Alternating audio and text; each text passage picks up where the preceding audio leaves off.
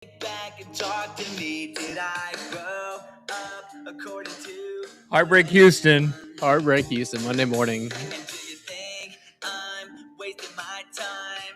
You're wearing the Heartbreak Houston hoodie. But it hurts when you disapprove all along. And now I try hard to make it. I just wanna make you proud. I'm never gonna be good enough for you. Now it's just two, and we can't go back. I'm Sorry, I'd be perfect.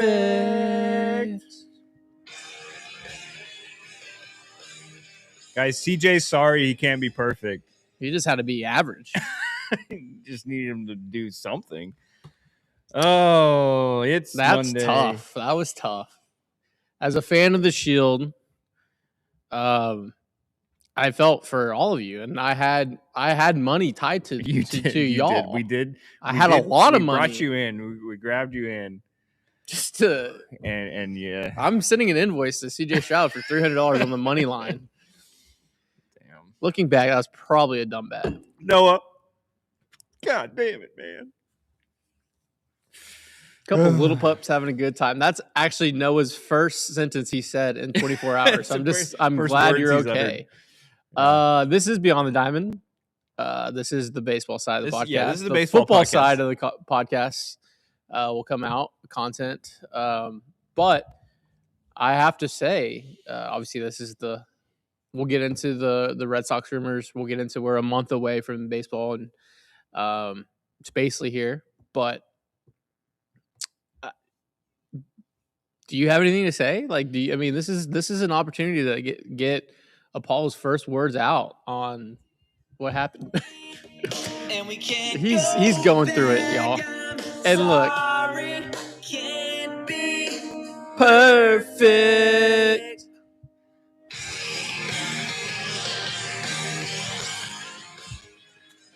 My boy here. I was here. You were here early. Early. And yesterday it was on stream for 3 hours On going stream. through that. It's on this channel. You can watch me slowly die. I get to the office. We have our routine, 45-minute prep show. We're putting a lot of time and effort into this product, just not winging it anymore. We have our notes. We're going through it. We usually have jam sessions, depending on. We actually know whatever mood the other person's in by whoever grabs the shout out the turtle box. No free ads. And gets the music going. Well, Josh beat me here. He was here, and just had the Avid brothers just going, just absolutely going. Then we start getting a show prep. We started to do anything. I'm just letting him be at peace, or try to find peace. And then it was the equivalent of a motorcycle gang cooking crank rock music, and I was like, oh, we're gonna have a good show today because Avenged Sevenfold. It was the quickest way to get over it is through it. And yes, you went to both spectrums of the Avid brothers to motorcycle meth making rock music. So it's okay. It's not your fault. It's not your fault, Will. Don't say that, man. It's not your fault. Not you. It's not your fault. So Isaac Paredes potentially. What's going on there? Hold on. First off, okay, I'm trying to move on, man. Congratulations, Isaac Paredes and his fiance / girlfriend. They're having a baby boy. Oh, I missed that. All right, congrats. Now, will that child be raised here in Houston? Be a Boston kid? Raised in Boston? Going to be raised on Shipley's or Duncan? That's what we got to find out. I would trade CJ for Duran. I would love that. Jaron Duran. Oh, you were in Foxborough? Took 5 hours to get back to the place in Connecticut. Roads were awful. Oh shit. Damn. That's tough, Noah. We have Junior here. Junior, who had a great weekend. Hate watching. Junior. That was, Junior's been. He's been on a roll. I think the Astros should move the Birds. team to Wisconsin and never win another game. I'm with you, Noah. We saw Dad Power coming. That's year. at least plus 4.5 home runs for Isak. For sure. This is where I'm at. I am totally okay with the Astros holding pat and holding still and going into the season with what they have.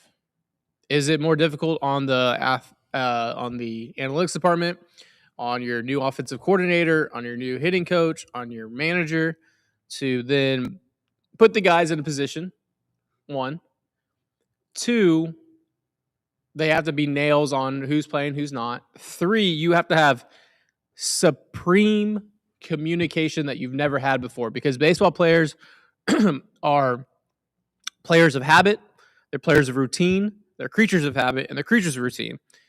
And you have to lay this out to them like elementary school students. Hey, if you're in a platoon, you're in a platoon. You have the lefties, you have the righties. Yeah. Hey, this week there's 3 lefties coming up.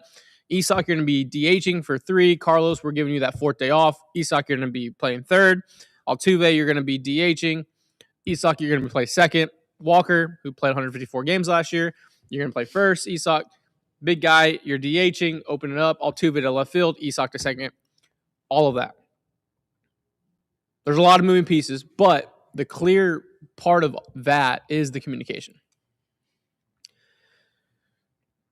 Now, if there's a package out there for Isaac Paredes and Duran, I'm probably taking it.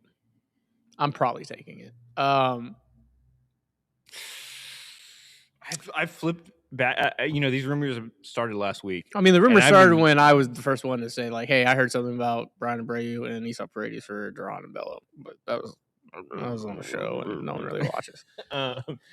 I've been going back and forth on it all weekend. I'm like, I think I would do Isaac for Duran straight up. Mate, that's like, for me, that's like right over I'm 52% for it. But now if we're talking to some sort of other combined deal where you can get one of their pretty good pitching prospects or young pitchers, then I'm like, okay, I'm more into that. And I'm only making a move, and that's why I'm if I had to put it into 2 buckets, I'm 75% hold pat, 25% make the trade. Because you have leverage. This is, I think, one of the first times that Dana Brown and his team have leverage going into a trade, going into a place where, like, it's not, hey, we're taking on three a Yusei Kikuchi. We have to give 5 prospects to get this 1 rental. It's not trying to shore up a thing. It's like, hey, we're good.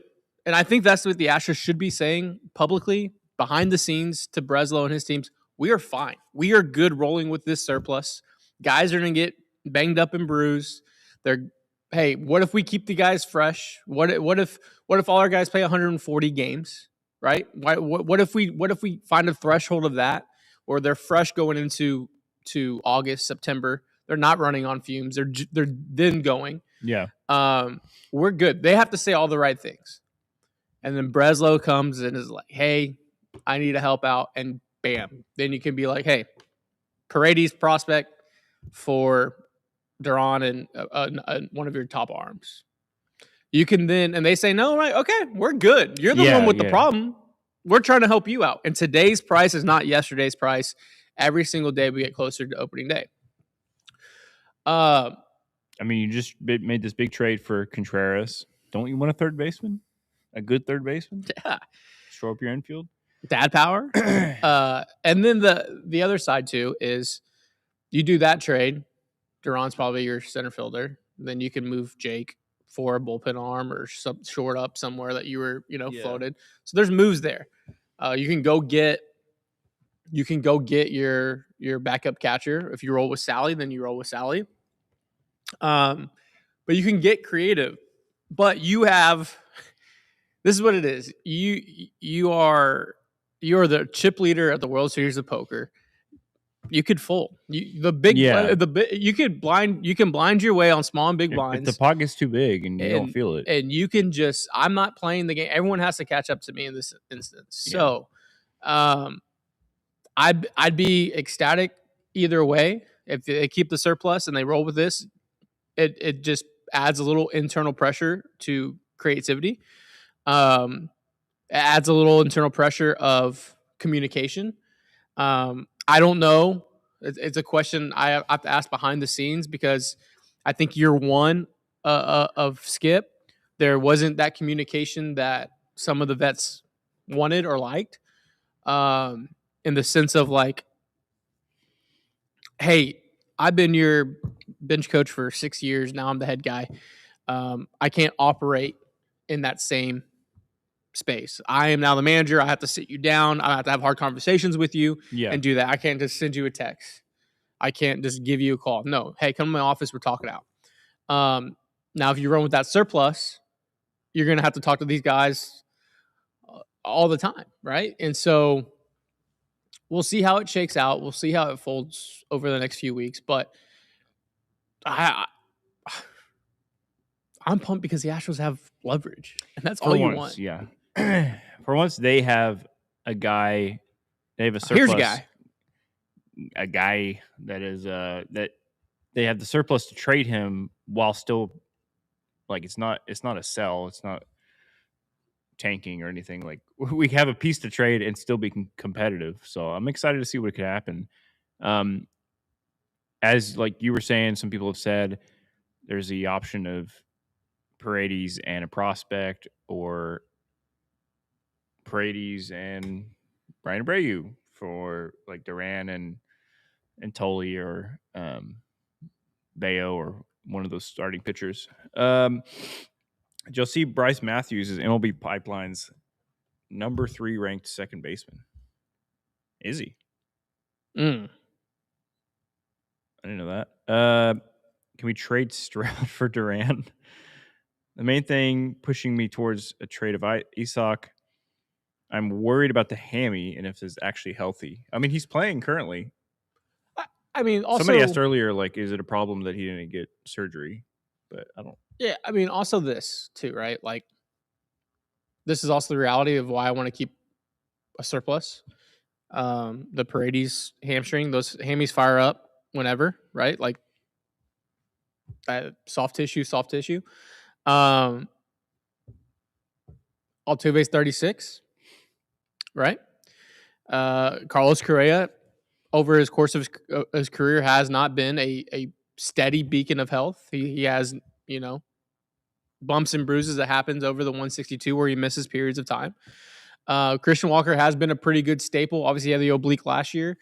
Pena's at short, and then you have the big guy in left field who's also like the DH, right? So that's why I feel like, hey, the surplus is okay if you're. It's not like you're clutching your pearls. Isaac Paredes is going to hit 30 home runs if he plays 140 something games next year. Like he is.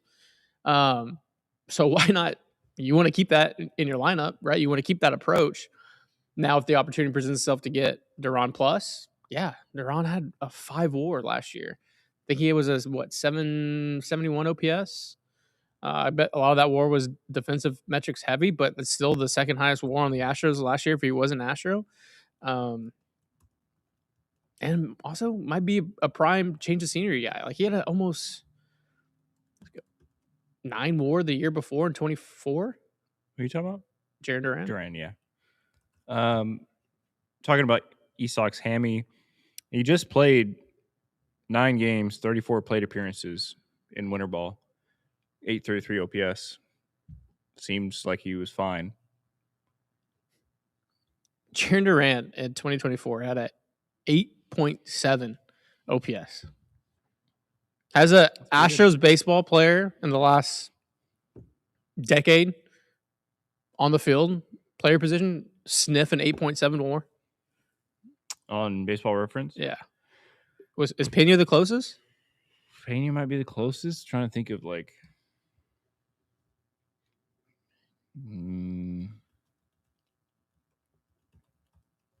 It's a good question. Who has had the best year in the past decade?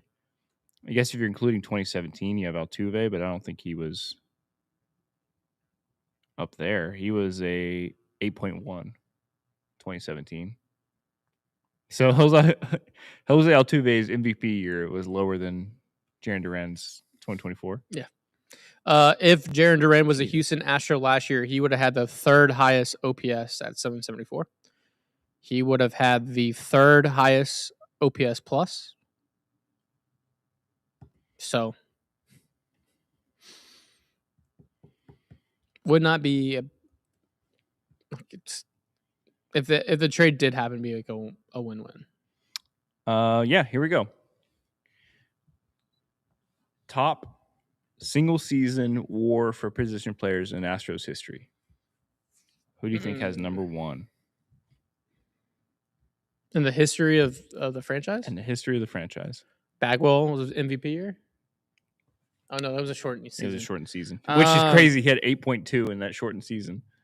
Through like 6 months? Yeah. Lance Berkman? Nope. It is a Hall of Famer. Biggio?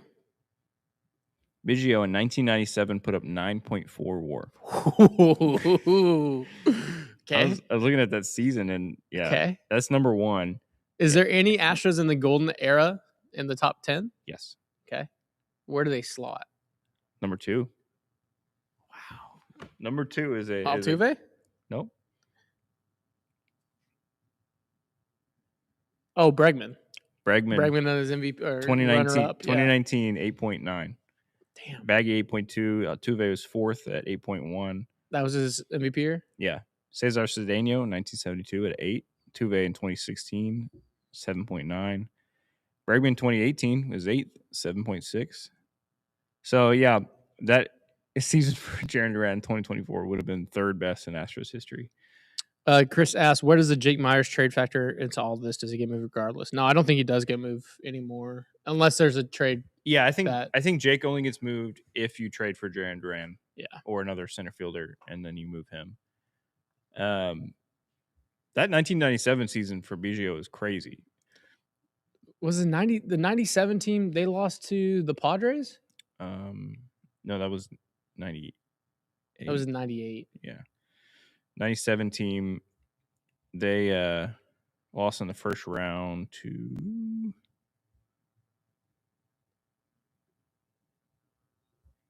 no. Sorry. I was looking at 97. 2017 lost to the Braves.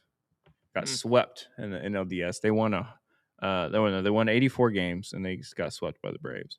Biggio that year though, 9.4 WAR. He played all 162 games, 191 hits, 22 bombs, 81 RBI, a 916 OPS, 143 OPS. How many doubles did he have?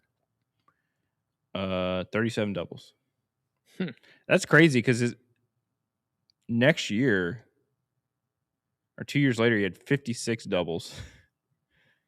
But he only the defensive metrics on him that year must have been crazy because the next year he had 6.5 WAR and then 5.1, and his hitting stats are around the same.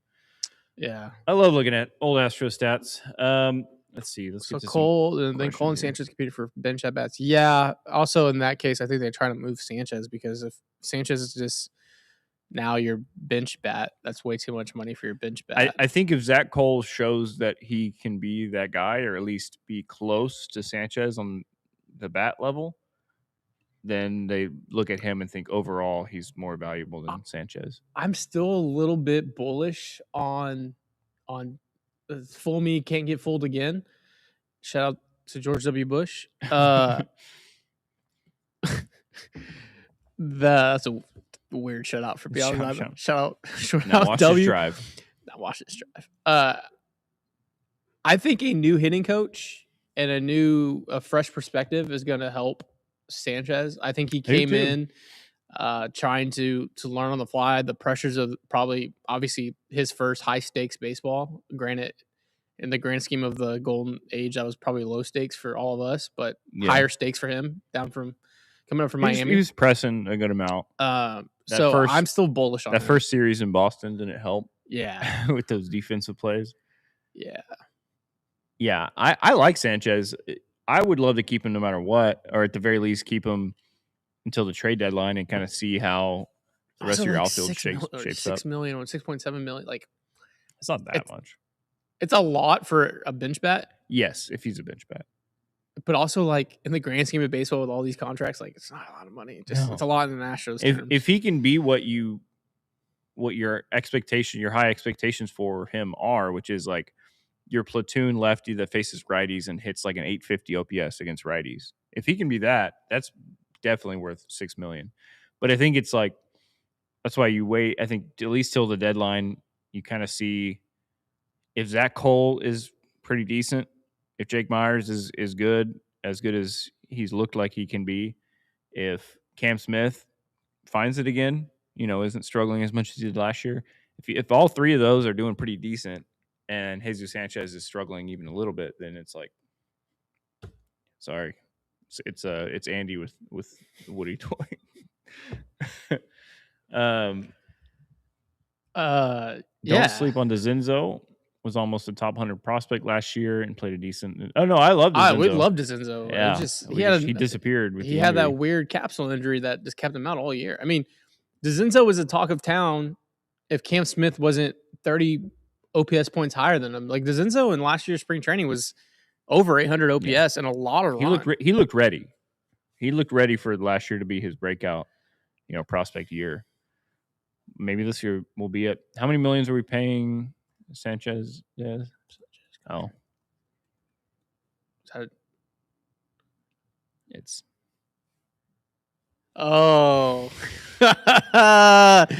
it's actually 6.8. 6.8. But there's not enough ABs for all those guys to figure it out. That's fair, but I mean, I think spring training is where you figure out at least where you're starting, where the starting point is, and then if Jake struggles, if Sanchez struggles, if whoever's playing right field struggles, and you start getting other guys ABs, you also have injuries that can happen. And like, no offense, like we're also operating the space that Jake Myers is going to replicate what he did. I think defensively, he's one of the best to play in baseball. And this is a guy who won a Perry's bet. This is a guy who bet on Jake Myers.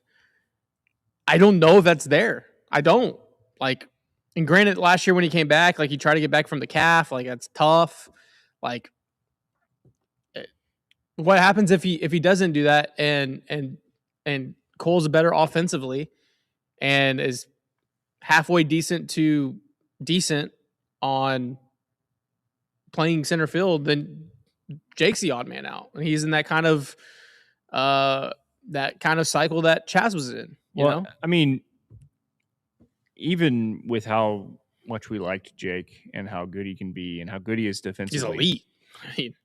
He's going into his age 30 season. His best year last year, well, other than his rookie year, that's kind of crazy. His rookie year was pretty solid with the bat.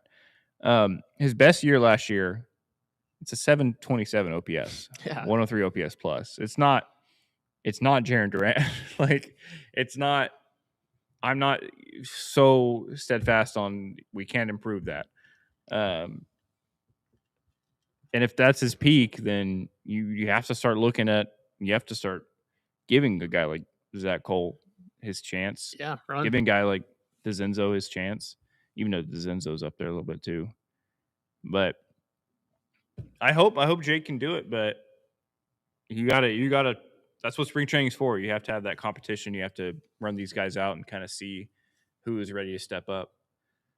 Haley asks, have y'all seen any coverage of new trainers' medical staff? No, but I did see on Chandler and Tyler's pod that I think it was coming out of the GM meetings, that they had asked Dana about it, and Dana was like, hey, yeah, we revamped everything, but we're keeping it internal. So interesting.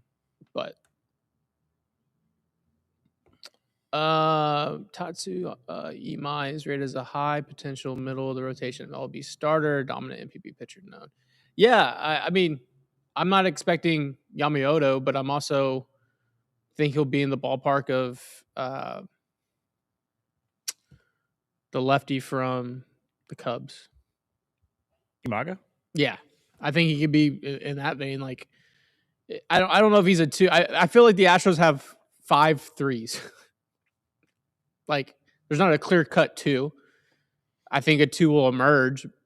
I think they're really, really, really banking on Imai and Javier coming off the injury to at least get back to form, to emerge as a 2. And they're hoping like, hey, we have 5 threes. We could potentially have 2 twos. It just feels like you're playing a lot of Deuces Wild type card game where you're just making up rules as you go. But it's a good floor. It's a good floor to have. Yeah, and hell, we've seen this team go out and get a top arm, even with pitchers, right? Even with arms, they went out and got a Yusei Kikuchi like at the deadline. Like this the team knows what to do, especially when they're in it. If you're in it, if you're competing. 30 minutes in, I think we exhausted what we can say about the Paredes trade. Yeah. I mean, until we get more rumors coming around. This is where I'm at. I think internally they've locked a lot of things up. I think the Astros have made a concentrate effort this past offseason to nullify leaks. I think so. No one knew the Imai stuff was coming through. That's fair. I think if a Paredes deal happens, we'll see the national guys start leaking it from the Red Sox side. The Red Sox, they have like 17 beat writers. Yeah. That'll for sure come out. My information came from the Red Sox side. Like, it didn't come from the Astros side. Do I follow up and get nothing? That's probably a good thing. But when I first got information, it was from the Red Sox side, not from. I think Houston has done a very, very good job of keeping the horses in the barn, smoking out the rats. It's was it in Citizens Bank in Departed? Oh, yeah. God, I had to rewatch that movie. How do you guys feel about 2027 season? Doris, it was. This is the year before. This is the year before the year. When I said it last year, I don't. This is the year before baseball doesn't happen for 2027. Yeah. I think I'm going to be an absolute fiend. You know how like bears before hibernation gorge themselves? That's what I'm going to do to this baseball season. I'm just going to gorge myself with baseball. You're gonna starting with the World Baseball Classic. Shout out to Houston Forest Corporation working with us. You're going to be a freak watching like every Pirates. I'm going to watch Pirates games at every 1 p.m. on a Wednesday. Every single game. I think that's how you have to approach this year. You have to. I think you have to be a bear. And you got to gorge yourself. Let me ask you this: maybe we can, as we get closer to it, we can put some money actually on it. Over under June 1st, opening day, 2027. Wow, that seems like a really good line. I'm feeling it's going to be around summer. Oh my gosh. I'm not streaming. I'm not doing that. I'm not doing that live. I'm not doing it. Well, now we have the whole system. We can do it. I'm not doing it anymore. We can have people taking turns. We can do it here. I'm not doing it anymore.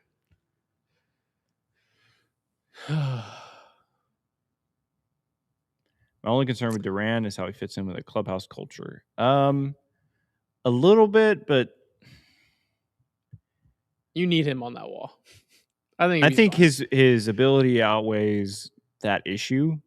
As far as it's something that's fixable, I feel like. Yeah. And I feel like you don't go into this Astros locker room. The locker room is more likely to change you than you are to change the locker room. If that makes sense. Especially with Correa there. With two, like, and also last year was Jaren's rocky. A little bit older. You'd hope he'd mature just a little bit. He's going to be 29. If they traded for him last offseason, I might be a little worried right after losing Bregman, losing Tucker. Yeah. But now that Correa's back, and I feel like they're getting more of a. I feel like there's been an emphasis. Hopefully, been an emphasis. What the fuck? You okay, dude? Emphasis. On don't look at me. I'm not the grammar guy on the show. On clubhouse culture and leadership. Hopefully Joe is taking some reins back. So you're gonna go to more Sugarland games. I want to hit 10. guess I want to hit 10. Sugarland won't be happening though. No, but Just in general. enjoying it. But I mean, yeah, 2027. My goal is 10 games down there. Just gonna enjoy every game like it's the last one. Having a guy like Correa back in the clubhouse would help him so much. I think so. I think Correa would be a great influence on Duran. Yeah. I feel like we could do with the luxury tax rebate, say half off if you re-sign a free agent from your team, drives up bidding for players, reduces costs from owners.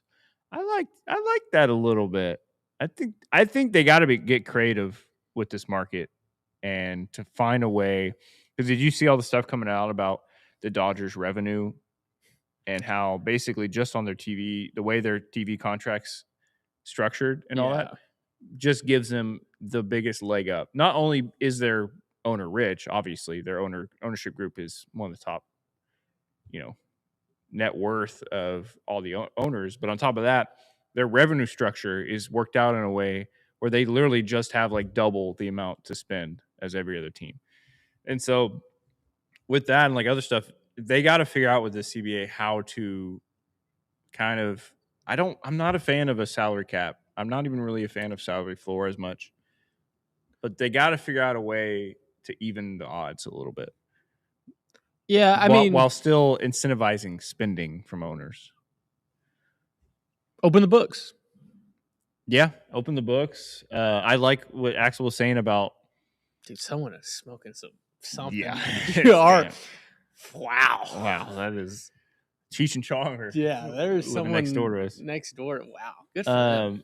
Good boy up. Some no boys section 1 party. All right, hell yeah.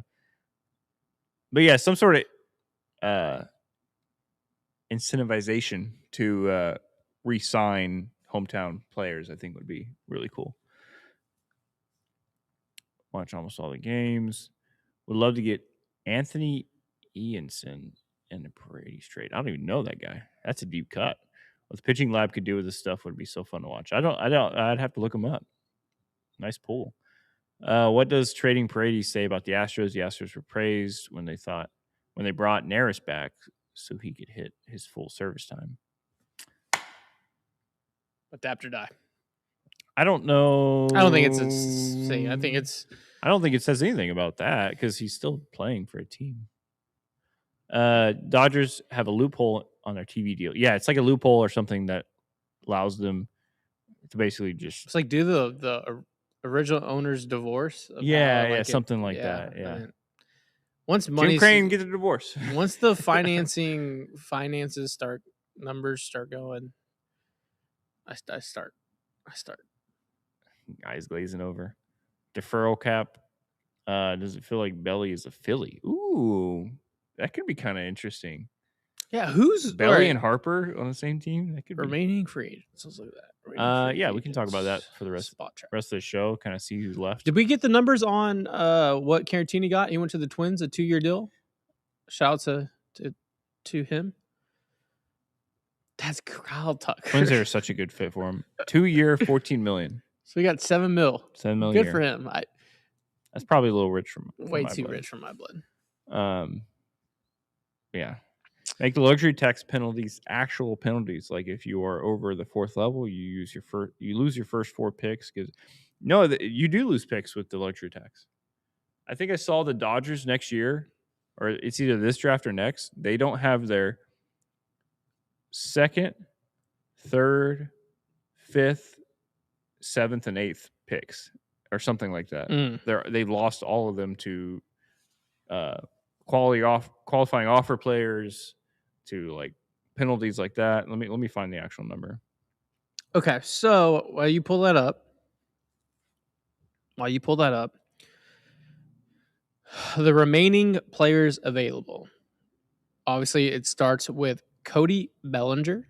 His market value is 30.4. Damn, Jordan Montgomery. Fuck, man. That's crazy. That really just. Was he on the Rangers, Jordan Montgomery? Yeah. In 23? The Dodgers haven't had a top 15 pick since 2008. Yeah, the Dodgers lose their 2nd, 3rd, 5th, and 6th highest picks from 2026. Crazy. Cody Bellinger, 30.4 is his market value on Spot Track. Jordan Montgomery, his market value is 2.6. His previous AAV was 25 million. Yeah, he's. There's no At way. 33. Yeah, that. He won a ring. Won a ring. I don't think he's got that getting more contract than too. 20, man. I don't. Nick Martinez, his market value is projected at 14.2. I like Nick, but 14 is. Yeah. Chris Bassett, his market value is 15.5.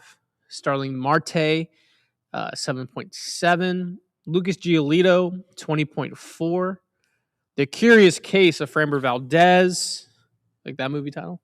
I like that. 33.3. Do you think Framber Valdez gets north or south of 33.3 million? I don't know, because all these big contracts so far have been position players. I for sure think he's more valuable to a team than Bo Bichette. Yeah. But like, there's no way he gets in the 40s. No, I know, but I just want, that's what I'm saying. Like the Tucker and Bo Bichette deals so far have been the two that I'm like, wow, that is crazy. Yeah. But like, there hasn't been a pitcher deal yet this offseason that has been outside of the norm. Like Ranger got 26. Do I think Framber's going to get that much more than Ranger? I don't think so. But do I think he like the Bo Bichette thing is really throwing me off? Even though he's a good player, I just don't. I would say Framber gets 32. That's where I would land. Unless it's a very short contract. So 4 or 5 years? 5 years. 5 years at 32 is like 150? Yeah, 160, basically. 160, yeah. Woo! Ranger was 4 years? I think Ranger was 4. Yeah. Miles Mikolos, his value 6.3 a year. Conforto 6.6. Hoskins. Conforto's interesting. 7. Ozuna is 13.7. Montas 6.4. David Robertson still going 6.2. Scherzer, he's 40. Jesus. Scherzer's 8.9. Verlander 7.8. Some team is gonna go get Scherzer and Verlander and just say, let's sell tickets. Yeah. The Pirates should go get them to be right there with Skeens and their young guys. And let me. That's sure a previous. Let me channel this. Yeah, here's a little better. I'm sure the Gallon projected 18.7. Eugenio Suarez 14.9. Aaron Cavelli. Aaron Cavelli. That's a Superman. 14.9. Luis Ariz 14.1. I don't know who does that. Zach Littell 12.2. Most of these seem high to me. I guess I have to think about the market rise. Yeah. Nestor Cortez 12 flat. Sir Anthony Dominguez 10.7. Chris Paddock 10.4. Luis Rafinho 10.3. Jonah Heim 6. Bader 10. Ramon Urias 5.8. Fetty Watt 9.3. Scherzer, Verlander, Marte, Max Kepler 7.5. Goldschmidt 7.1. Tommy Pham 6.7. Tyler Anderson 6.9. I'm embarrassed that we just did that.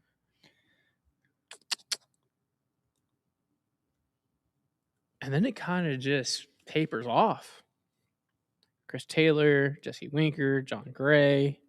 The arbitration hearings are basically between the 26th and 13th, it says. Yoan Moncada's a free agent still? Yoan Moncada's still playing baseball? He's only 30. Oh my God, is he? Oh, I forgot that whole team was coming up young. I like Axel's idea. If I'm Guggenheim, my next step is bankrolling a mid-budget major studio baseball movie every year. Just like getting back in there. Could you tell me the career earnings of Yoan Moncada through his age 30 year? He's been in the pros 8 years. Did he sign an extension with the White Sox? No. And then he went to the Angels. $23 million. $107 million. Jesus. He got a signing bonus at 19 years old by the Red Sox for $31.5. $31.5 million at 19 years old? God damn. strong. That's crazy. This is a name that popped up. Astros, I don't think are in anything till they figure out, because I wouldn't want to go over the luxury tax for this player. Hometown backyard kid. Okay. He's fairly cheap. Had a bad year last year. Randall Grichuk. Oh, how old is he now? He's 33. That's tough. I'd rather get Michael Conforto. He had a stretch run of 24, 22, 25, 31, 24 home runs. Yeah, I don't think he's an Astro. This is a name that popped up. I agree. Hey, Des, what are you going to do? It's a Dodgers trade for your boy, Freddie Peralta. I think we have to... We have to label them. We have to label them a terrorist group. Yeah, I think we do. Remember when I said Freddie Peralta was available and everyone was laughing at me? I was like, no, this guy's for real. We can get him. What if here's what happens? Here's what happens. You trade Isaac for Duran. You trade Isaac for Duran. Okay. Then you trade Jake and prospects for Freddie Peralta.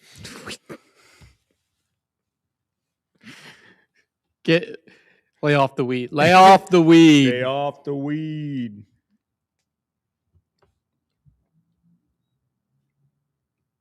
All right.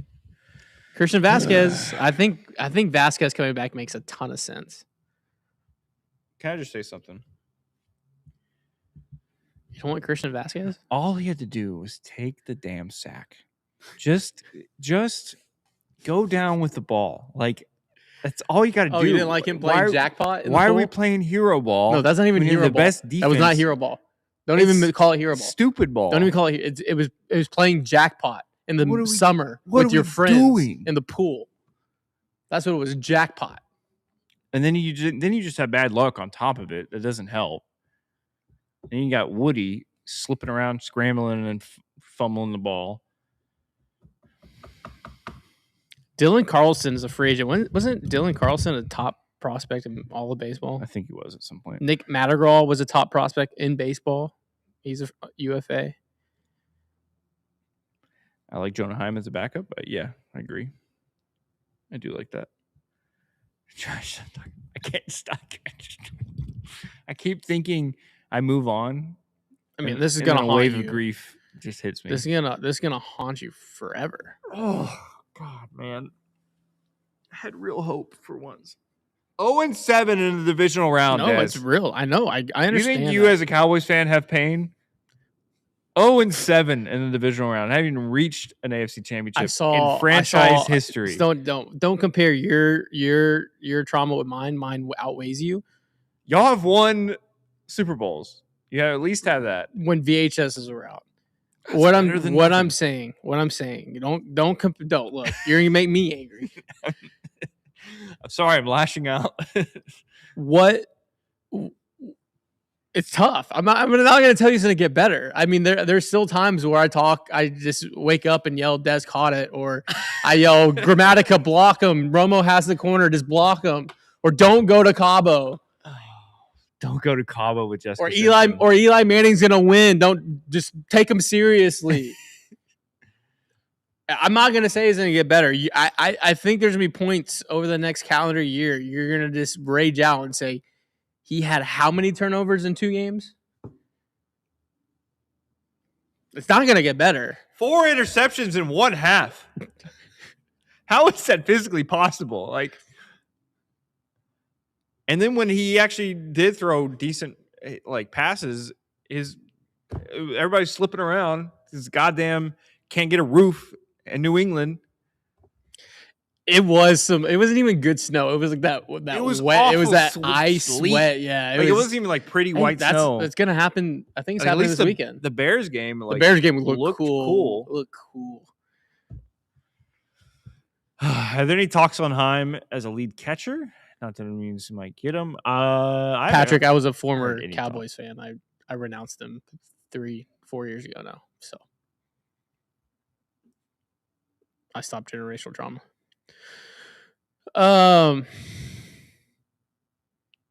Without those picks, that game finishes 16-14. CJ could have gone out there after they got to 16. He could have just gone out there and done nothing. What's the equivalent of 4 picks?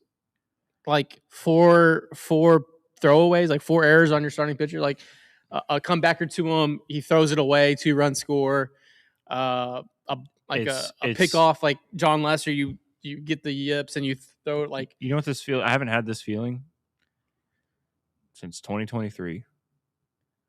Coming home, 2 games against the Rangers. No, I have all the faith in Christian Javier in the world. I had 0. I knew both games would be slugfest. They were seeing the ball.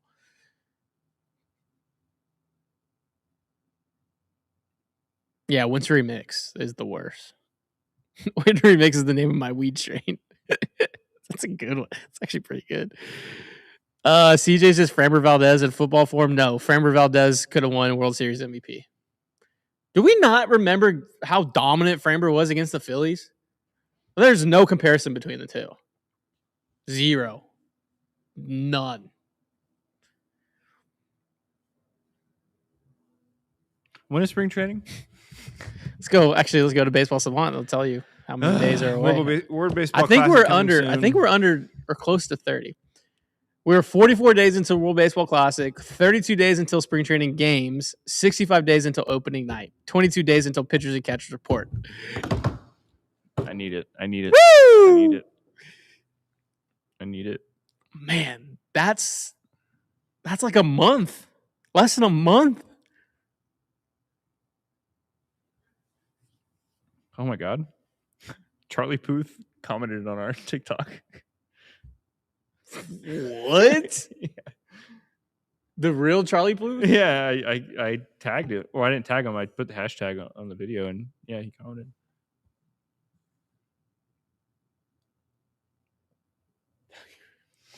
That's awesome. That's crazy. That rocks. Michael Kopech is a UFA. Damn. I don't mind Kopech. Has a little mid-range reliever. So I named Michael Kopech. I named Carlson. I named Madrigal. I named another. Those are all former top 5 players, like prospects in baseball. Just doesn't pan out. Is football or baseball? Tim Anderson was released. He's a UFA. Tim Anderson, 32 years old. Is football or baseball fandom worse for your mental health? What is? Football or baseball fandom? I feel like baseball, because it's such a longer grind, losing in the playoffs, especially on a close play, like that just feels. I think because it's one game, it's probably football because you have a spread, right? Usually in a 5 game or usually in a 7 game, the best team wins. You'll have moments, the Springer. You'll have moments like Miguel Rojas. You'll have moments, but in a game like the Bears game,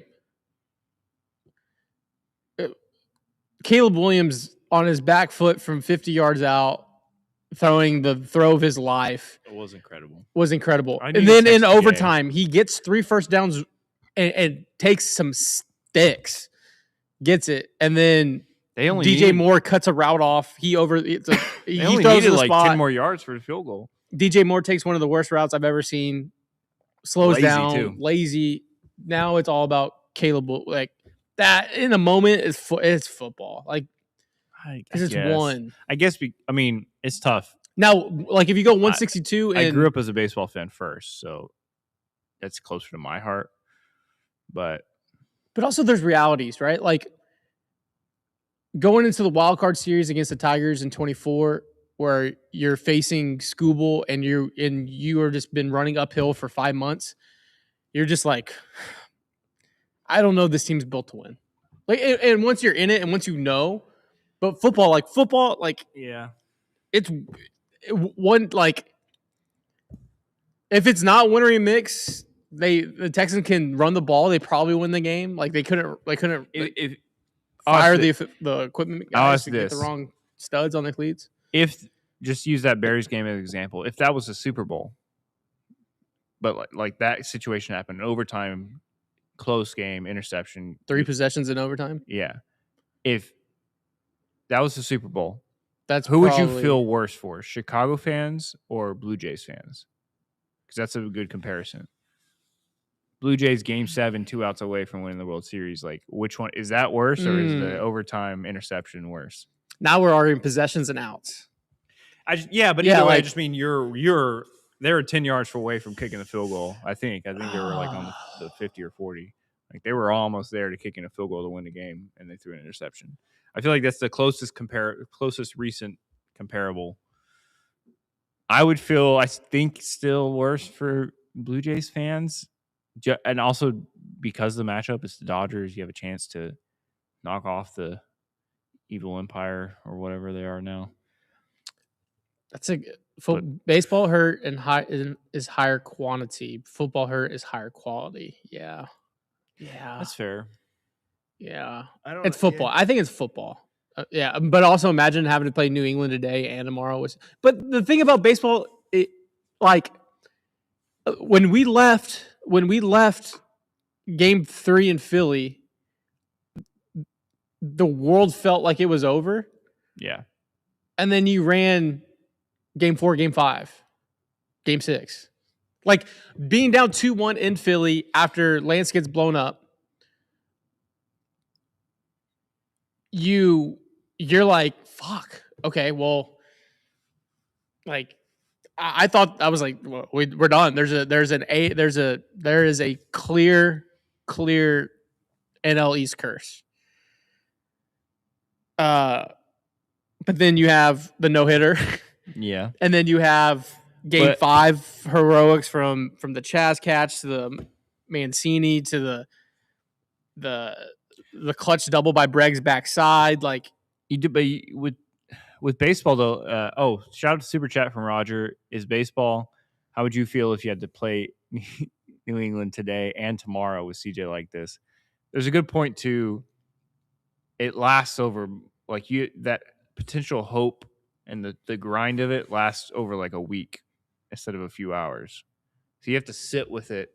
If you're down 2-1 or 3-1 or you're down in a series, you have to. Oh, you know what? The only I had the one time my sophomore year or junior year, we played Belton in the region semifinals. I had a pass ball in an 11-10 ball game. Had one pass ball the entire year. I had it in the Game 1 loss. It was a 3-game set. Game 1 was on a Thursday. Friday off. Game 2, Game 3 was Saturday. I had a pass ball and I threw the ball away for the next run to score. So I was responsible for the loss. So I had to sit with it Thursday night, all Friday to Saturday at 3. Yeah. That was probably my sports dark mode. Like sitting and knowing, and I think I probably was 1 for 3, 1 for 4. Were you staying in a hotel at that time? No, we had to come back. We played at Sam Houston. I don't know if that's better or worse. Yeah, and you flush it. You go to practice, you do anything, you're joking around, but that sits. But still, I knew I had 4 at bats and a full game cat, and if we won that one, I had another 4 at bat. I think after that second reception, you're like, fuck. Yeah. You're like, shit. Baseball, you could flush it so easily. Axel has a good point. There's always hope in baseball, which makes it more tolerable, but so much sadder when it's taken away. Because at least in baseball, the Texans game, it was over by midway through the third quarter, and you're just sitting in it, and that's its own version of fucked up, sad. Just sit there and watch it happen. In baseball, I know it's unlikely, but technically, look at the Red Sox. They did it once. If you're down, you could be down. I mean, the Nationals in 2019, on the flip side of us, they were down 2 games going on the road, and they still came back and won it. With baseball, anything can happen. So there's still that sliver of hope. And then also, when it's finally fully crushed, it's just baseball too. down. I was with 7 D1 players. I was the worst out of all of them. Playoffs came around, I was a different beast. I just had a switch. There's just different switches too. Every moment, Sharks said like the bullpen like was never used in the landscape. Like he just had to eat that. And I think that's also what I like about baseball more, viewing wise. I do love football, but in football, like what Howie Kendrick did in 2019 for the Nationals would be the equivalent of if Gerard Jordan got into that Texans game yesterday and just ran for 150 yards, like out of nowhere. Like that doesn't happen. Yeah, but you also still had 9 outs. What do you mean? The Astros still had 9 outs offensively. No, to do something. No, I don't mean. Howie. I just mean like a random player stepping up, and like that can happen in baseball. A guy that's like a bench guy can step up and have a series. Oh yeah. Okay. Yeah. There's less of that in football. It's your main guys are going to perform. Like maybe a second string tight end gets a big catch in a big moment. But I just mean in baseball, anybody, like you're saying, like how you show up in the play, like you would show up in the playoffs, like anybody can show up and help your team win. Yeah. And it's not all on one or two guys. There's a little more spread out. Yeah. Heroism. You mean at FanFest this weekend? I don't know if y'all answered that already. Probably not. No, I'm not usually a FanFest. There's guy. Wintery Mix, and I think my cousins have a wedding this weekend. Yeah, I'm not usually a FanFest guy. I've been there I've been a couple times. It's cool. It's fun, but I don't know. It's just not really for me. There's something a little perversely poetic about defeating baseball. Altuve's 2020 yips, but also Altuve had 4 home runs that series. Yeah, but that's close. That's a pretty. That is close. Comparison. That was tough. I don't know why in football bitching your QB when they don't have it that day is so frowned upon. Jose Altuve. Yeah, I really don't. Happy Monday, and I have to hear Howie's name. Come on, Holiday Monday. I have to hear. I don't mind saying Howie's name. 22 save. 22. I'm healed from that. I'm healed. I don't know if you're healed with a lot of things, but that's for me and my therapist. I mean, I'll be healed from this year if the Texans go win a Super Bowl next year or the year after. Right now it sucks, but I'll be okay. With all the yips Altuve had, can you say what? Can you guess in 13 games what his average was and what his OPS was? He was good, man. I think his OPS was like 820 something. Okay, and what do you think his average was? 310. Jose Altuve in the Mickey Mouse year that the Dodgers somehow won. In 13 games, he batted .375 with an OPS of 1229. Jesus. Yeah, he was good offensively. He could not throw the ball first. That was a problem. Thank God he got over that. Well, no, this is like how do we? This is what like I know I'm not. This is not a Chris. I'm not lashing out. I'm not. But the fans thing of like how we remember, right? Because in 2020, I remember the Y word, right? I remember that. Altuve offensively in 7 games hit .462 with a 1447 OPS and slugged .885. Yeah. And it goes the other way. Like if you don't win it all, like I think one of the best postseasons not talked about in the history of the sport is the 23 Jordan performance. Yeah. Jordan is it's one of the best. It's ever. up there with like how Astro fans talk about Beltran and 04. It was up there. It's up there. In 23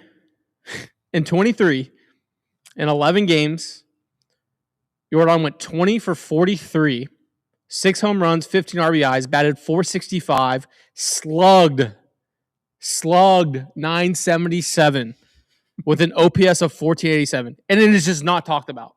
It is just not talked about. Yeah. Did we use all of our international pool money? I believe so. I believe that deadline passed.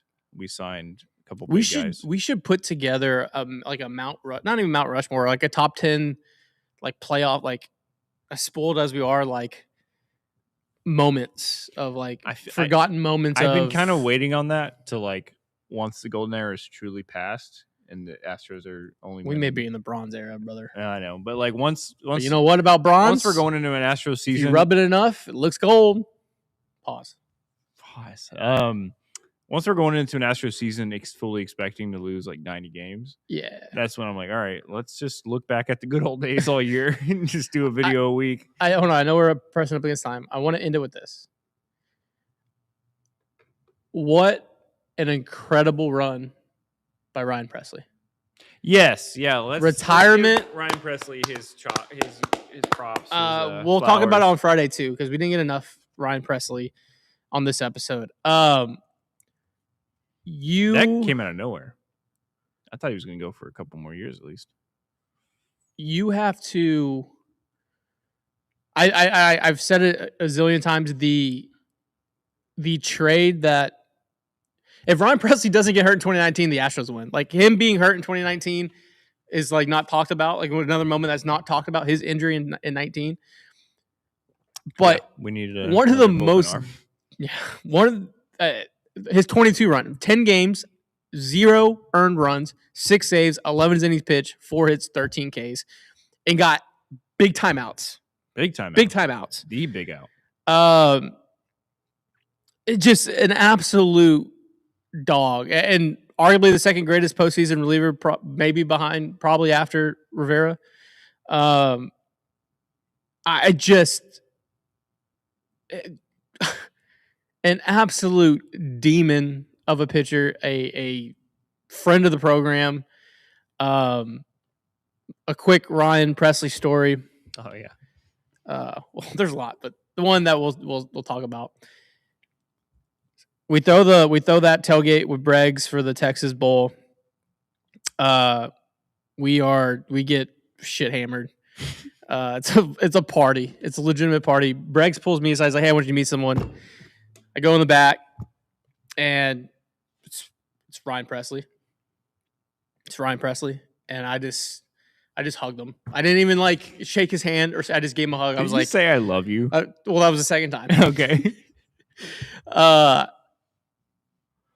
Later on, we get a text, "Hey, come up to the suite." We go up to the suite. The game's going on. Ryan Presley opens the door. And I would literally, again, I'm just like, I just said, I love you. That's all it was. And I just gave him a hug again. And I think immediately they left. I think it was probably 3 shotguns. There was a lot. There was a lot in between from those two. But just a down to earth, good dude. You can't talk about the golden age without Ryan Presley. His dominance as a closer, from 8th inning guy to closers, just God. And yeah, we should try. We should try and get him on the pod for for a little reminiscing at some point. I'm sure he doesn't want to think about baseball at all for a little while. But yeah, coming to the end here, we'll get more into his stats on Friday. Yeah, I know we were past trays, but if we got Tolley or early and found a way to be in on Bellinger, almost like flexible Duran, future arms, flexible. Yeah, I mean, definitely not in on Bellinger. That he sounds like he's going to be getting the bag. And who? No, Bellinger. Yes, Duran is our best chance at a lefty outfielder. I feel like the Red Sox need a third baseman. We have a good third baseman. That's pretty much our best shot at another big move for this offseason. I think if they don't do that, then they're just staying pat. All right. That was another hour. That was a Monday live stream. We will be back Friday at noon for another BTD. Obviously, if any big trade happens, we'll be on it. Hop on live as soon as possible. But enjoy your holiday Monday for those that don't have to work today. We will see you again on Friday. And shout out to World Baseball Classic. Shout out to World Baseball Classic. Shout out to Houston First. And we will see y'all Friday. Peace. Love you guys. See ya Friday.